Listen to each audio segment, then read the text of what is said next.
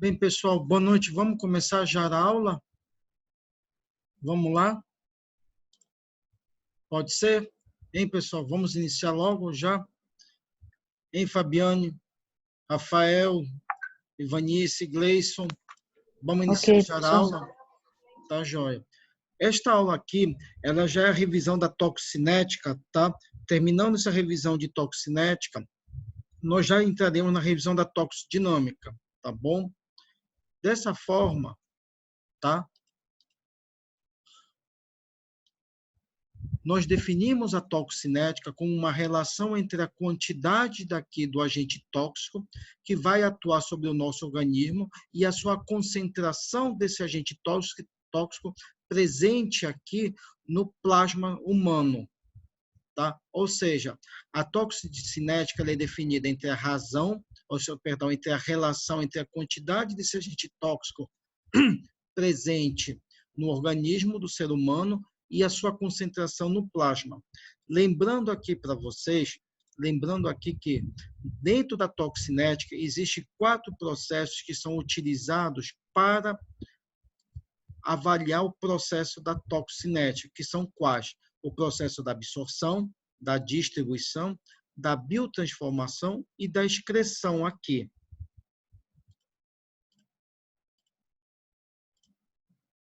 O primeiro processo é o processo da absorção. E este processo da absorção, ele consiste na passagem do agente tóxico do local de contato, ou seja, da onde ele foi administrado, para a circulação sanguínea. E após esse contato, ele vai sofrer um processo de absorção, aonde ele vai ter que atravessar a membrana plasmática ou celular aqui, que reveste os nossos tecidos e as nossas células. Lembrando para vocês que essa membrana plasmática ou celular, ela é uma membrana que ela é rica em quê? Em fosfolipídio, por isso que ela apresenta uma dupla camada de fosfolipídio e apresenta agrupamentos polares que ficam na parte externa e grupamentos apolares que ficam na parte interna, como, por exemplo, tá, os grupamentos fosfatidil, os ácidos graxos aqui. Só que para esse agente tóxico ele conseguir penetrar, ou seja, para ele conseguir atravessar essa membrana plasmática ou celular, ele precisa do auxílio de transportadores, ou seja, mecanismos de transporte celulares que auxiliem a essa passagem. E aqui temos o primeiro deles, que é o transporte passivo, que é representado pela filtração. Por esse mecanismo de transporte passivo, tá? Ele apresenta as seguintes características. Ele é dependente de um gradiente de concentração e tem como seletividade a presença de poros presentes na membrana que fazem com que passem, tá, moléculas que sejam polares, hidrossolúveis e de diâmetros que sejam inferior ao tamanho dos poros, tá, fazendo com que essa substância, esse agente tóxico, passe facilmente, tá, para o interior dessa membrana. Além disso, as próprias características do pH e do pKa, tá, fazem com que essa substância passe mais facilmente. Lembrando para vocês aqui que substâncias, ou seja, agentes tóxicos que são ácidas, elas ionizam melhor em meio ácido. E substâncias alcalinas, elas tendem a se ionizar mais facilmente em meio alcalino aqui. Além do transporte passivo, nós também temos o transporte ativo, que, diferentemente do passivo, aqui há um gasto de energia por conta de gasto de moléculas de ATP, isto porque o agente tóxico ele precisa penetrar nessa membrana, só que quando ele faz essa penetração, ele precisa do auxílio de moléculas transportadoras, que são proteínas, que ajudam a ele a carregar para o interior dessa membrana, indo contra um gradiente de concentração. Essa é a principal característica do transporte ativo. Além disso, nós temos também a pinocitose, que nada mais é do que semelhante à fagocitose, só que aqui ao englobamento de partículas líquidas aqui, que fazem com que essa molécula desse agente tóxico consiga ser fagoçada e consiga ser invaginada e consiga penetrar através da membrana. Além disso, nós também temos um terceiro tipo de transportes, que é por difusão, que isso aqui é denominada de difusão facilitada, aonde aqui o agente tóxico ele consegue ser transportado pela ação e pelo auxílio de transportadores, ou seja, moléculas proteicas, só que aqui não há consumo de energia, ou seja, não há perda de ATP. E, por conta disso, ele é a favor, ou seja, esse transporte se faz a favor de um gradiente de concentração aqui, pelo agente tóxico. Desta forma, a via de absorção ela pode ser dividida em 3 vias de absorção: a via cutânea, a via digestiva e a via respiratória. Cada uma dessas vias de introdução apresenta suas características e as suas peculiaridades também. A primeira delas é a absorção pela pele e pelas mucosas. Lembrando para vocês que a pele ela é dividida em múltiplas camadas. Nós temos o extrato córneo, nós temos a epiderme e a derme. E a pele ela corresponde a 10% do peso corpóreo do indivíduo. E ela é também a primeira barreira de defesa contra a exposição a vários tipos de agentes tóxicos, que podem ser ácidos, bases, sais, ou de natureza oxidante, que podem causar efeitos tanto tópicos quanto efeitos sistêmicos. O que vai determinar esse efeito vai ser principalmente as características físico-químicas do agente tóxico. Isso lembrando para vocês que substâncias altamente lipossolúveis, elas conseguem e têm melhor facilidade em penetrar esta membrana. Além disso, o próprio coeficiente de partição óleo-água, ou seja, quanto mais oleoso, ou seja, quanto mais lipossolúvel, mais facilmente dela penetrar nesta membrana. Isto porque alguns tipos de cosméticos, por exemplo, alguns géis ou cremes, que são a base aquosa, ou seja, tem menor teor lipossolúvel, eles causam maiores efeitos tóxicos locais, diferente de algumas preparações farmacêuticas, como pomadas que são a base de corticoides, e os corticoides são componentes altamente lipossolúveis, e dessa forma eles conseguem serem absorvidos mais facilmente pela pele, conseguem atravessar mais facilmente essa membrana e podem produzir lesões sistêmicas no nosso organismo. O segundo tipo de absorção é a absorção aqui pela via respiratória. Lembrando para vocês que o sistema respiratório ele é formado por dois tratos ou duas cavidades, uma cavidade superior e uma cavidade inferior, aonde se encontra a árvore respiratória ou árvore brônquica, também chamada. E aqui ocorre a inalação de partículas não somente sólidas e líquidas, que são representadas pelos gases e por substâncias voláteis. E o que faz com que esse agente tóxico consiga passar são algumas características que estão ligadas ao agente tóxico. O primeiro deles qual é? É o tamanho da partícula do agente tóxico, ou seja, partículas que são abaixo de 1 micrômetro, elas conseguem atingir mais facilmente a cavidade inferior e conseguem se grudar mais facilmente aos alvéolos pulmonares, diferentemente dos agentes tóxicos, que são de 2 a 5 micrômetros, que eles se prendem aqui na região traqueobronquiolar. E temos agentes tóxicos que são acima de 5 micrômetros, que eles conseguem ser facilmente eliminados pelo sistema pulmonar. Além disso, nós temos também a característica da lipossolubilidade presente aqui, isto porque agentes tóxicos que são altamente lipossolúveis, eles conseguem ficar mais tempo presos, ou seja, eles conseguem penetrar mais facilmente na membrana pulmonar.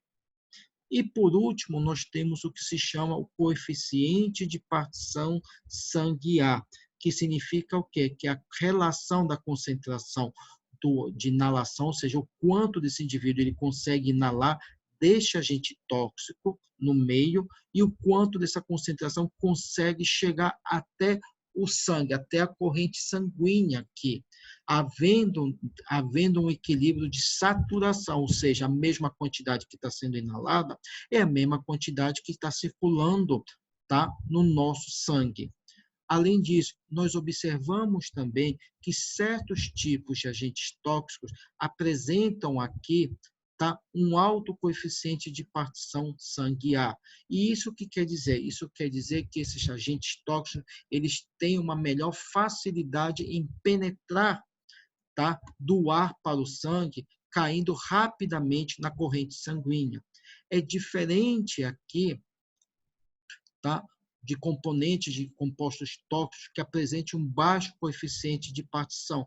Por quê? Porque são pequenos, são agentes tóxicos que apresentam uma pequena concentração, uma quantidade, tá, de pequena quantidade, tá, desse agente tóxico que consegue se difundir, consegue passar, atravessar a membrana pulmonar e consegue atingir o sangue, ou seja, a concentração fica mais do lado externo do que do lado interno, sendo que poucas quantidades ou quantidades arrastadas desse agente tóxico conseguem cair para o sangue, conseguem atingir a corrente sanguínea. E nós temos aqui a absorção pela via digestiva, que ela é a mais estudada, é mais usual, porque quase a maioria dos agentes tóxicos utilizam esse tipo de via para penetrar, para conseguir serem absorvidos. E aqui eu chamo a atenção de vocês para dois tipos de absorção pela via digestiva, que é a acidental e é diferente da voluntária. Quando eu digo que uma absorção pela via digestiva ela é acidental, quer dizer que o indivíduo ingeriu de forma acidental, tá, o agente tóxico, ou seja, aquele agente tóxico já estava presente ou no alimento, ou no meio ambiente, ou em algum outro meio em que o indivíduo se intoxicou dessa forma. Tá? Além disso, quando eu digo que ela é voluntária, tá? Quando eu digo que ela é voluntária, eu estou dizendo que o indivíduo aqui, ele por consentimento próprio dele, ou se contaminou, ou ingeriu algum alimento, algum composto contaminado. Isso. Por favor, Zeunide, eu acho que teu microfone está liberado. Dá só uma desligadinha, por favor. Tá, desculpe, professor. Tá, joia. Sem problema. Então, voltando aqui, pessoal. Na via voluntária, aqui há o consentimento, ou seja, o indivíduo, de forma voluntariamente, ele se intoxica, ou seja, ele mesmo causa o quadro de intoxicação por via digestiva, ou contaminando o alimento, ou por uma tentativa de suicídio, ou até por uma tentativa de homicídio aqui. Além disso, nós observamos também que na via digestiva existem fatores que influenciam essa via digestiva, como, por exemplo, a presença de microvilosidades que estão presentes no trato gastrointestinal, que fazem aqui com que esse composto tóxico ele consiga ser mais facilmente absorvido. Além disso, o próprio pH e o pKa eles são de extrema importância quanto à natureza da substância tóxica. Lembrando para vocês aqui que substâncias tóxicas que são ácidas em meio básico, elas conseguem ser facilmente ionizadas e conseguem penetrar mais facilmente. Já compostos que são básicos, tá? De caráter básico em meio ácido, a mesma coisa, eles conseguem ser facilmente ionizados e conseguem penetrar facilmente pela membrana aqui. Além disso, nós também temos a questão do tempo de esvaziamento e motilidade gástrica. O que quer dizer isso? É compostos tóxicos que, quando ingeridos na presença de alimentos ou na ausência de alimentos, fazem com que essa absorção ou se torne mais lenta ou se torne mais rápida.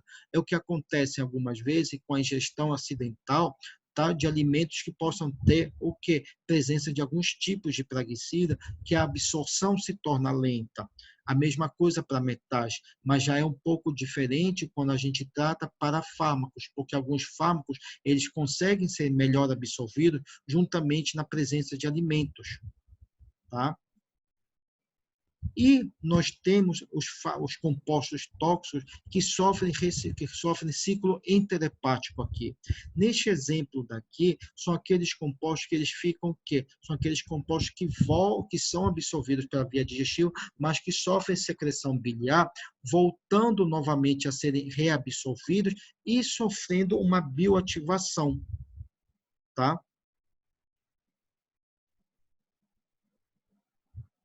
E durante essa bioativação, eles podem gerar metabólitos mais ativos e tóxicos também, em relação ao composto original.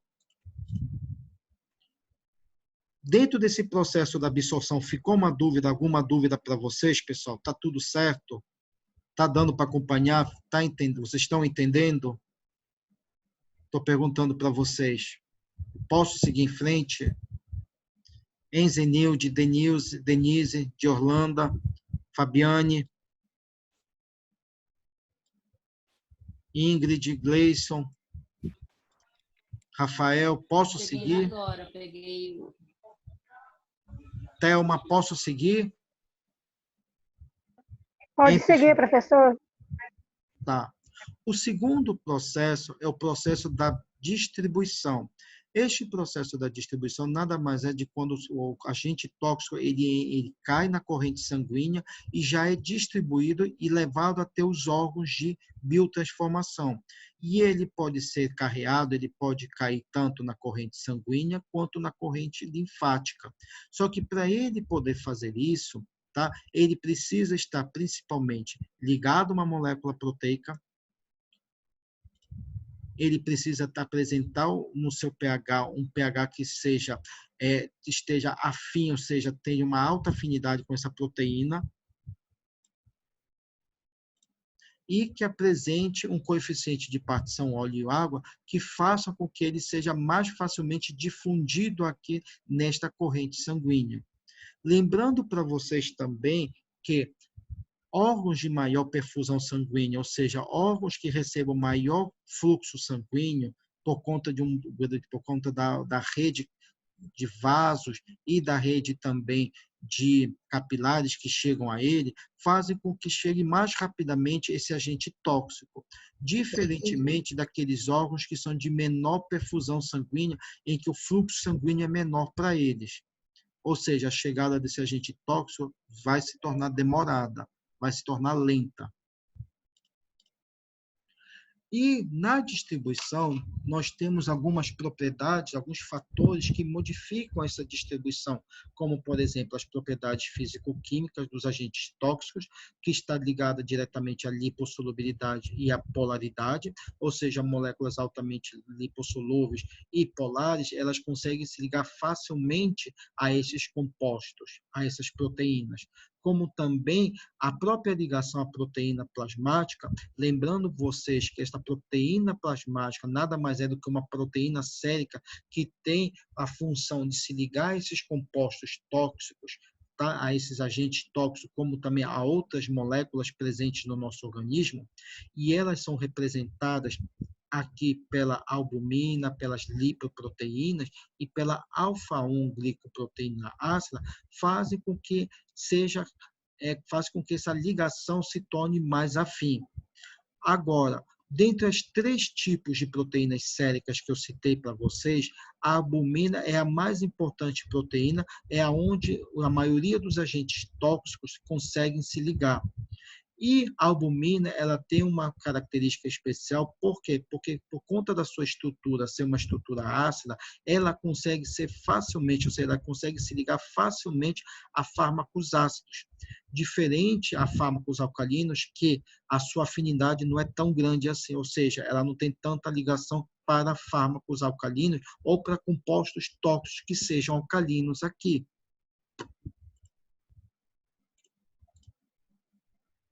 E na distribuição, nós temos o que são as barreiras biológicas, e elas são representadas por 2 tipos de barreiras, que são a hematoencefálica e a placentária.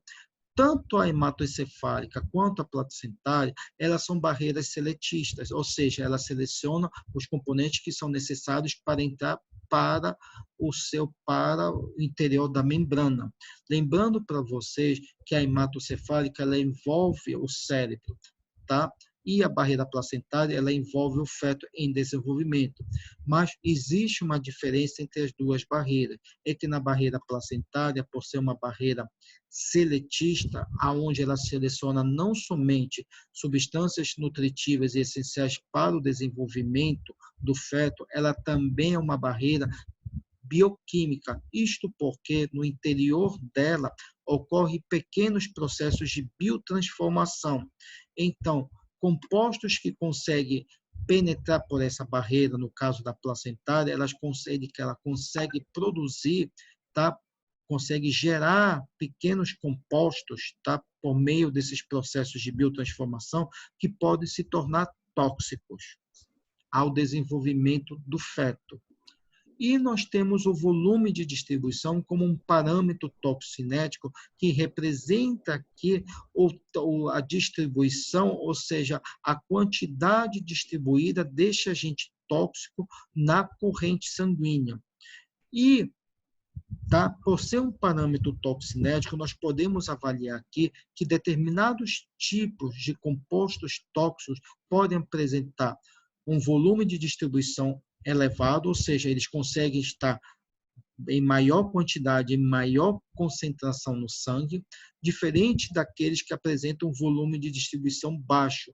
Isto por quê? Porque eles têm maior afinidade, ou seja, eles conseguem se complexar, se ligar mais facilmente à proteína plasmática aqui.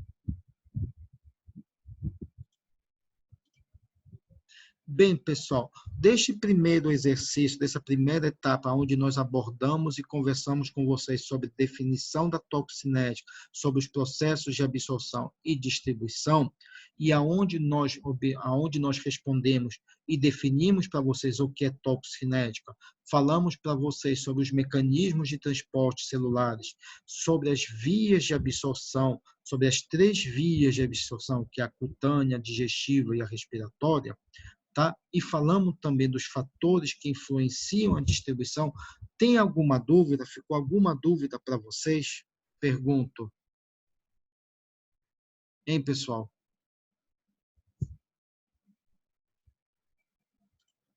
Ficou alguma dúvida? Shirley, Thelma, Mainara, Pamela, Rafael. Ficou alguma dúvida? Zenilde, Denise, de Orlando, Fabiane. Ficou alguma dúvida aí?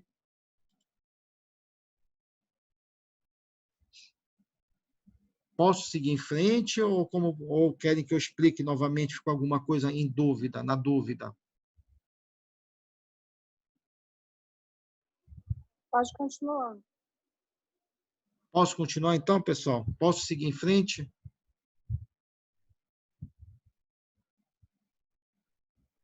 Tá. Tá bom, Denise.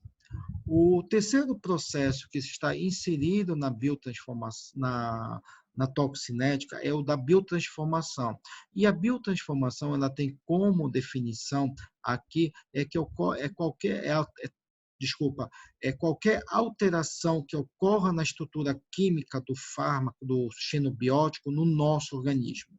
Isto é a definição da biotransformação. É qualquer alteração química que ocorra do agente tóxico, tornando esse agente tóxico mais hidrofílico e mais propenso a sofrer o processo de excreção. Lembrando para vocês que esse agente tóxico, ele entra por ser altamente lipossolúvel, ou seja, ele é lipofílico, e ele tem que mudar sua estrutura química, tornando-se mais hidrofílico, tá, para ele poder sofrer o processo da excreção.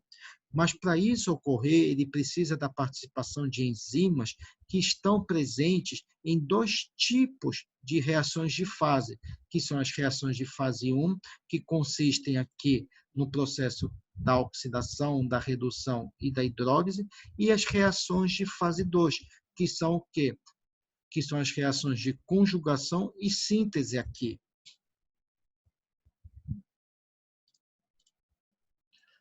As reações de biotransformação, elas são reações hepáticas, ou seja, que elas ocorrem no fígado. O fígado é o órgão centralizador para o processo da biotransformação, mas também nós observamos que existem alguns processos de biotransformação em pequenas proporções que ocorrem nos pulmões, nos rins, nas mucosas gástricas e na pele. E se nós pegarmos o fígado como órgão todo e triturarmos esse fígado, nós observamos que existem dois tipos de enzimas, tá? Que são as enzimas microsomáticas, porque ficam na região microsômica do fígado, e que são responsáveis aqui pelos processos, tá? E pelas reações de fase 1. E temos as enzimas citosólicas, que ficam situadas no citosol do fígado, que são responsáveis pelas reações de fase 2. A primeira reação são as reações de fase 1, aonde aqui ela é caracterizada pela presença do sistema citocromo P450. Esse sistema citocromo P450 é um sistema de oxidase de função mista. E temos a presença de cofatores aqui que auxiliam no processo, na reação com o citocromo, que é o NADPH citocromo P450 e o citocromo B5. Lembrando para vocês que o citocromo P450, ele apresenta uma diversidade de genes. Isso faz com que ele apresente também várias famílias de genes ou de isoformas de genes para o citocromo que são responsáveis não somente por reações hepáticas, como também por reações extrahepáticas que venham a ocorrer. Agora, todo mundo olhando para a figura aqui que está aparecendo, tá? Aqui nós temos uma reação aonde o citocromo se faz presente, aonde ocorre um processo de redução e, posteriormente, um processo de oxidação. Lembrando para vocês que este citocromo, ele tem como estrutura química, estrutura molecular principal, um átomo de ferro, que se encontra no seu estado mais excitado, ou seja, no seu estado férrico aqui. Tá? E quando ele se liga a qualquer substância tóxica ou não, o que acontece? Tá? Ele ainda se mantém no estado férrico, mas ele vai sofrer aqui, tá, a doação de um elétron e mais, tá? Tá, ok? Perdão, ele vai sofrer a redução de um elétron, tá? E mais de uma molécula de água, que faz com que esse ferro daqui do citocromo deixe de ser férrico e se torne ferroso. Tá? E este oxigênio se atrele a ele. E, num segundo momento, tá? Ele recebe o ataque de uma molécula, de um elétron e mais de um átomo de hidrogênio. Quando ele recebe esse átomo de hidrogênio e este elétron, o que nós observamos? Nós observamos que esse ferro que se encontra na forma reduzida, ele volta a ser um ferro ele volta a ser um ferro de forma oxidada, ou seja, ele volta a ser férrico aqui, ferro mais 3. E aqui há uma liberação de água e de hidrogênio para o meio. E quando ele chega bem aqui, ao desprendimento desse citocromo, desse ferro que está ligado à molécula do agente tóxico que está hidrolisada, tá? E o ferro do citocromo, o citocromo volta a se restaurar, ou seja, o citocromo volta ao seu estado original, fazendo com que a molécula do agente tóxico ele fique de que forma? Hidrofílica aqui. Ficou alguma dúvida para vocês aqui desse esquema de reação que é aonde participa o citocromo P450? Hein, pessoal? Professor, ficou tudo certo. Hein, Thelma? Tá tudo certo, professor. Tá, Denise, de Orlando, Rafael, Ingrid, Fabiane, Gleison, tá, ficou tudo claro para vocês? Professor, essa é Fala, referente Denise. à segunda questão, né? Não entendi? Tá falhando o teu áudio. essa questão aí é referente à segunda questão do exercício, é isso? Que fala das É, fases de biotransformação? exatamente. É o papel do citocromo. Tá? Se não me engano, é a segunda ou terceira pergunta do exercício de biotransformação. Aí isso daí só é a fase 1, né? Você está falando É, da só é a fase 1, fase é isso? 1. Você Exatamente. não vai falar da fase 2 ainda, né? Exatamente. Eu vou falar já Ah, vou falar da fase 2 para vocês. ok. Tá bom? E professor, só Fala, me tira uma Pamela. da Boa reação noite. de transformação. Ela acontece principalmente no fígado, né? É, o fígado é o principal órgão de biotransformação, Pamela. Ele que é o responsável pela maioria das reações de biotransformação, não somente de fármacos, como também da maioria dos agentes tóxicos que ocorrem. Ah, tá. Mas ele é o principal e depois vem os demais, é isso? Exatamente. E depois vem os demais. Tá bom, era isso. Obrigado, professor. Tá, de nada. Ele é o de primeira passagem, professor? Não entendi, Pamela. Foi tu, Pamela, que falou? Eu não entendi a pergunta. Ele é o de primeira passagem do fígado, Oi, Shirley, tudo bom? Como de primeira passagem? Não entendi da a pergunta. biotransformação? Se ele é Da a biotransformação. principal enzima das reações de Sim, fase 1, é isso, Shirley? isso. É, ele é a principal enzima que está, que faz parte das reações de fase 1. Isso mesmo. Entendi. Tá certo. Mais alguma pergunta? Ou posso seguir? Como vocês... Tem alguma dúvida? Ficou alguma dúvida? Posso seguir? Alguma pergunta a mais, pessoal? Pode seguir. Tá. Nós também temos que, além das reações de oxidação que está presente aqui, o P450, também temos as reações de redução, que são representadas por reações de azorredução, nitroredução e de halogenação, aonde a perda e o ganho de elétron ocorrem diretamente sobre o substrato, ou seja, sobre o agente tóxico ou sobre qualquer outra molécula que estiver ligado aqui. Além disso, nós também temos as reações de hidrólise, que essas reações de hidrólise elas ocorrem mediante a ação de dois tipos de enzimas, as esterases e as amidases. Tá? E são enzimas que estão presentes tanto na região microsomal quanto na região citosólica, ou seja, são enzimas tanto microsômicas quanto citosólicas aqui que fazem esse tipo de reação. Agora nós falaremos das reações de fase 2. A gente só tem mais um minuto. Quando cair o link, eu enviarei de novo um novo link para vocês no grupo, tá bom, pessoal? Para vocês estarem cientes, tá? As reações de fase 2, elas também são chamadas de reações de conjugação ou de síntese.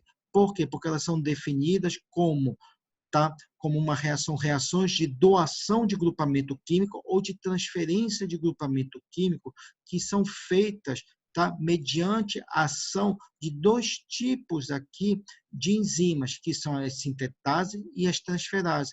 Ou seja, são enzimas que, além de fazer a doação de grupos químicos para se ligar ao agente tóxico, eles também transferem, tá, grupamentos químicos para estes agentes tóxicos, facilitando assim a sua biotransformação.